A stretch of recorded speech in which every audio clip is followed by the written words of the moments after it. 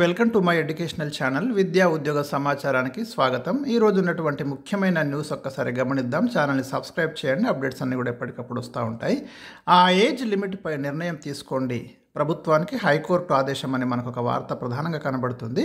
రాష్ట్రంలో ఉద్యోగాలకు దరఖాస్తు చేసుకునే అభ్యర్థుల వయో పరిమితిని 46 నుంచి 51 ఏళ్లకు పెంచాలని వినతి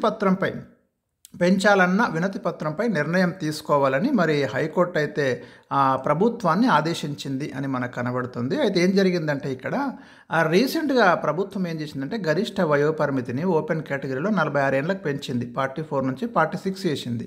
అయితే నిరుద్యోగులు కేసు ఫైల్ చేశారు. చాలా ఏళ్ళ నుంచి నోటిఫికేషన్లు లేవు, ఒక గ్రూప్ 1 కాదు మిగతా వాటికి కూడా 51 సంవత్సరాలకు పెంచాలి, అన్నిటికీ 51 సంవత్సరాలకు గరిష్ట వయోపరిమితికి అవకాశం ఇవ్వాలి. అట్లాగా ఇచ్చినట్టయితే ఇన్ని రోజుల పాటు నష్టపోయినటువంటి నిరుద్యోగ అభ్యర్థులకు కొంతైనా న్యాయం జరిగినట్టు అవుతుంది. కాబట్టి మీరు ఈ విషయంలో చొరవ తీసుకోండి అని హైకోర్టును అప్రోచ్ అయితే హైకోర్టు స్టేట్ గవర్నమెంట్కి కన్సిడర్ అంటే రిప్రజెంటేషన్ని కన్సిడర్ చేస్తూ స్టేట్ గవర్నమెంట్కి ఒక డైరెక్షన్ ఇచ్చింది.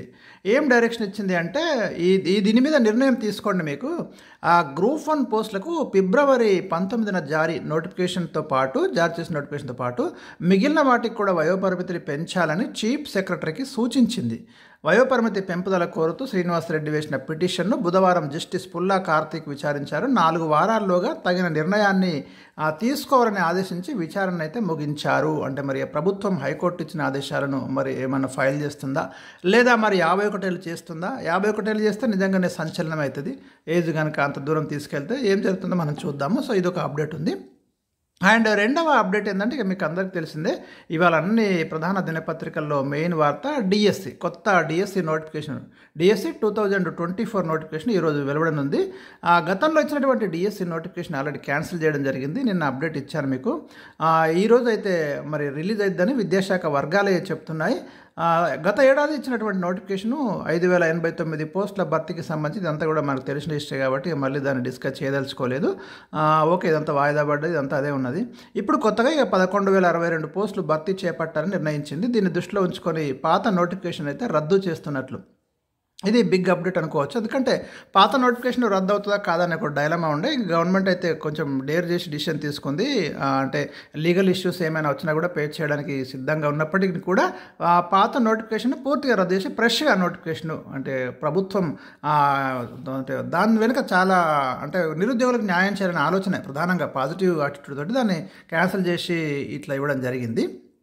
దీంతో బెనిఫిటే జరుగుతుంది, నో ప్రాబ్లం. అందరికీ అవకాశం ఇస్తున్నారు, ప్రెషర్స్ కూడా అప్లై చేసుకోవడానికి. గతంలో అప్లై చేసుకున్న వాళ్ళు ఎవరైతే ఉన్నారో వాళ్ళు ఏం టెన్షన్ పడాల్సిన అవసరం లేదు.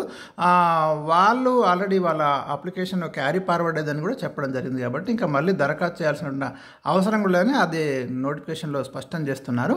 ఇక ఇంకో పేపర్లో 11,062 సేమ్ ఫిగరే, ఇంకా ఫిగర్ అయితే ఏం మారదు, అదే ఖాళీలు అవే ఉంటాయి కాబట్టి ఏ పేపర్లోనే అదే రాస్తారు. గ్రూప్ 1 తరహాలోనే పాత నోటిఫికేషన్ను రద్దు చేసి కొత్త పోస్టులు కలుపుకొని నోటిఫికేషన్ ఇవ్వాలని ప్రభుత్వం అయితే నిర్ణయించింది. ఇక ఇప్పుడు ఇంకొక అప్డేట్ ఏంటంటే మే నెలలో డిఎస్సి రాత పరీక్షను కంప్యూటర్ బేస్డ్ పద్ధతిలో అంటే ఆన్లైన్లో కండక్ట్ చేయబోతున్నారు. అదొకటి మనకు అప్డేట్ అనుకోవచ్చు. మొత్తం 10 రోజుల పాటు అయితే ఈ పరీక్షలు కండక్ట్ చేస్తామని చెప్తున్నారు.